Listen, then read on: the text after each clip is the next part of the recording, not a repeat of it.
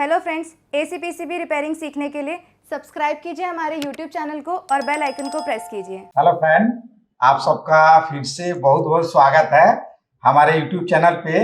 और आज जो है फिर हम एसी पीसीबी लैब में हैं और हमारे आशुतोष सर हैं जो कि एसी पीसीबी रिपेयरिंग सिखाते हैं।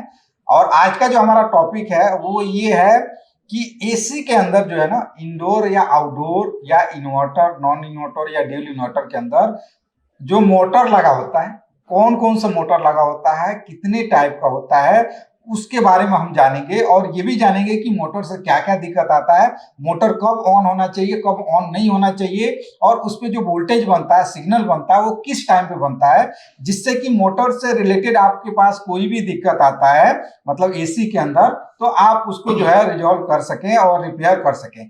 तो आशुतोष सर हैं हमारे साथ।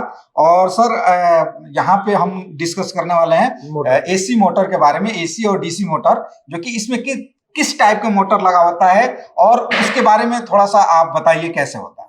तो सबसे पहले तो आपको बता दूं, एसी में जो हमारे मोटर लगे होते हैं इंडोर और आउटडोर, क्योंकि स्प्लिट एसी में आपका इंडोर में भी मोटर होता है और आउटडोर में भी होता है। हाँ। और अभी के जो हमारा एसी आ रहा है जो इन्वर्टर बेस पे आ रहा है, हाँ। तो इन्वर्टर बेस पे जो हमारी ज्यादातर जो मोटरें आ रही हैं वो बीएलडीसी की आ रही है। मतलब ये जो मोटर है इसको क्या बोलते हैं हम? बीएलडीसी मोटर, हम जिसे डीसी मोटर भी कहते हैं। हाँ। तो इसको क्या पहचान है कि ये बीएलडीसी मोटर है? इसमें अगर हम इसकी पहचान की बात करें तो इसमें वायरें जो है ना 5 वायरें हैं। अच्छा। और ये प्लस 300 वोल्ट डीसी से ये चलता है।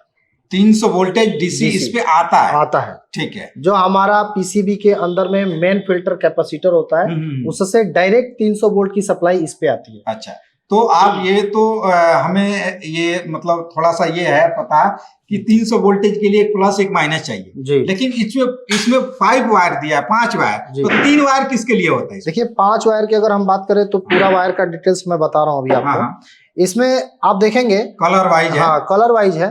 तो 2 कलर तो हमारे फिक्स होते हैं। इसमें एक ये रेड और एक ब्लैक, ये सप्लाई के लिए, ये सप्लाई की। तो हमारा ये जो रेड है ये हमारा होता है वीडीसी, यानी कि जो हमारा डीसी वोल्टेज होता है ये प्लस 300 वोल्टेज का हमारा ये वायर होता है। उसके बाद अगर ये आप ब्लैक कलर की वायर देख रहे हैं, ये हमारा ग्राउंड का होता है, जो मेन फिल्टर कैपेसिटर का ही ग्राउंड होता है ये। और अगर तीसरे वायर की अगर हम बात करें, ये जो व्हाइट वाला है ये आपका वीसीसी है। हाँ जी, वीसीसी आपका एसएमपीएस बोर्ड होता है हमारा, जो बोर्ड के अंदर जो एसएमपीएस सप्लायर सर्किट होता है वहां से आता है।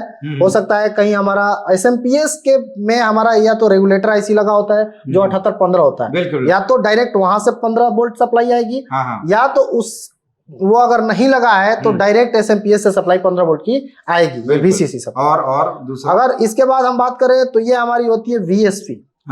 ये स्पीड वोल्टेज के लिए होता है। अच्छा, ठीक है। बिल्कुल। और 5वीं पिन की अगर बात करें, 5वें वायर की, तो ये हमारा फीडबैक का होता है। बिल्कुल जी। तो इसमें अगर हम देखें तो हमारे पास, हमने इसलिए खोल के भी रखा है एक पीसीबी, जो मोटर जो है इसके अंदर जो है ना ये पीसीबी है अगर हम देखें तो, और इसमें भी बहुत सारे आईसी कंपोनेंट लगा है। तो क्या इन्हीं चीज के लिए जो है ये वायर होता है जो कि इस कंट्रोलर के लिए होता है? इन्हीं चीज के लिए होता है, क्योंकि आप देखे होंगे अगर पीसीबी में देखे होंगे तो जो पीसीबी में एक बड़ी सी जो आईसी लगी होती है जिसे हम आईपीएम कहते हैं, बिल्कुल, इसमें भी ये जो लगा है ना ये आईपीएम है। अच्छा, इसका आईपीएम, ये आईपीएम है। इसी को चलाने के लिए हमारा पॉजिटिव 300 वोल्ट सप्लाई जाता है। और 15 जो वीसीसी आता है, जैसा कि अगर हम बात करें तो ये हमारी ड्राइवर आईसी होती है जो इसको ये ड्राइव कराने के कार्य करती है। तो ये तो हम बीएलडीसी मोटर के बारे में जान गए। अब दूसरा जो मोटर होता है वो कौन सा होता है सर, उसके बारे में बताएंगे? बीएलडीसी मोटर हो गया, और आजकल हमारा जो ज्यादा आ रहा है जैसे एसी पीजी मोटर आ गया। अब एसी पीजी मोटर की अगर बात करें तो ज्यादातर वही चल रहा है। उसको हम कैसे पहचानते हैं? जैसे मान लीजिए कि ये आपने मोटर ले लिया, बिल्कुल, तो इस मोटर में आप देखिए 6 वायर है। ये 3 अलग है, 3 अलग है और 3 अलग है। बिल्कुल। तो देख सकते हैं आप देख सकते हैं। तो इसमें भी आपका यहाँ पे एक चिप लगा होता है। बिल्कुल, ठीक है। वैसे सेम सर्किट लगा, सेम सर्किट नहीं होता है। ये आपका, ये तो बीएलडीसी हो गया, इसमें आईपीएम वगैरह होता है। इसमें एक छोटा सा सर्किट एक पीसीबी होता है जो हमारा फीडबैक के लिए, क्योंकि ये जो 3 6 देख रहे हैं आप, ये 3 एसी सप्लाई होता है और ये 3 डीसी होता है।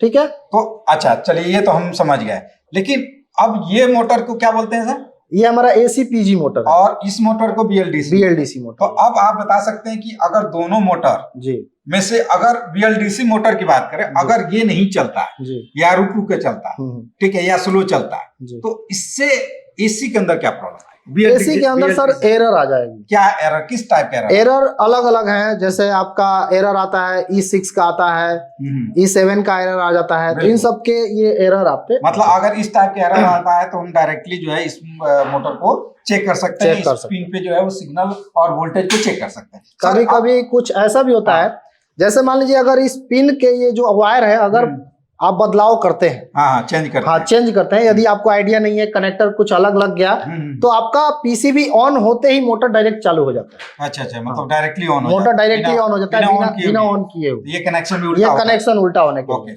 और ये सर, ये जो है इस मोटर को क्या बोलते हैं? ये हमारा एसी पीजी मोटर है। तो इससे अगर ये काम नहीं करता है या स्लो चलता है या रुक के चलता है तो हमारे एसी के अंदर क्या प्रॉब्लम है? इसमें फीडबैक वही एरर आता है हमारा। देखिए, एरर की बात करें तो एरर हर कंपनी अलग अलग देती है। ये तो है, कोई फिक्स नहीं है। तो वही एरर देता है। तो अगर मान लीजिए कि एरर में आपका आ रहा है, मोटर चल के बंद हो जा रहा है, तो वहां पे हमें ये तीनों वायर चेक करना होता है। अच्छा, ये 3 वायर में जैसे हम बात करें तो यहाँ पे एक VCC होता है, एक ग्राउंड होता है। VCC आपका 5 वोल्ट होता है। अच्छा, 5 वोल्ट होगा VCC जी। पिन ग्राउंड जो ब्लैक है ग्राउंड है, और एक हमारा V आउट होता है। वी आउट होता है। हाँ। क्योंकि इसके अंदर जो होता है, इसके अंदर हमारा छोटा सा एक चिप होता है। हाँ, बिल्कुल। वहां पे एक सेंसर लगा होता है जिसे हॉल सेंसर कहते हैं। बिल्कुल। और वहां से हमारी सप्लाई जो ये मैग्नेट को कैच करके MCU तक फीडबैक पहुंचाने का कार्य करती है। क्योंकि जो मोटर आपका रन कर रहा है उसका पल्स MCU तक जब तक नहीं मिलेगा तब तक इसका फीडबैक नहीं मिलेगा।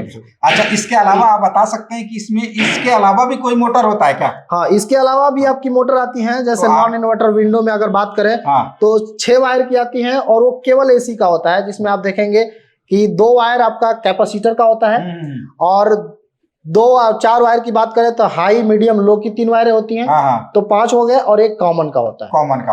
तो मेन मोटा जो है, मोटा मोटी जो है, ये 2 ही, मतलब ये ज्यादातर हमारा जो अभी इन्वर्टर में जो प्रयोग होने वाला है, यही 2 मोटर प्रयोग हो रहे हैं। जैसे एक BLDC हो गया और हमारा AC PG हो गया। AC PG लगभग हमारा 80 से 85% यूज किया जा रहा है। बिल्कुल। अच्छा, एक और चीज अगर इसमें कंफर्म करना हो कि अगर हमारा मान के चले कि ये जो है मोटर चल रहा है, ठीक है, और चल रहा है लेकिन वो स्लो चल रहा है, तो हम कैसे कंफर्म करेंगे कि वाकई ये दिक्कत मोटर से है या सप्लाई से है?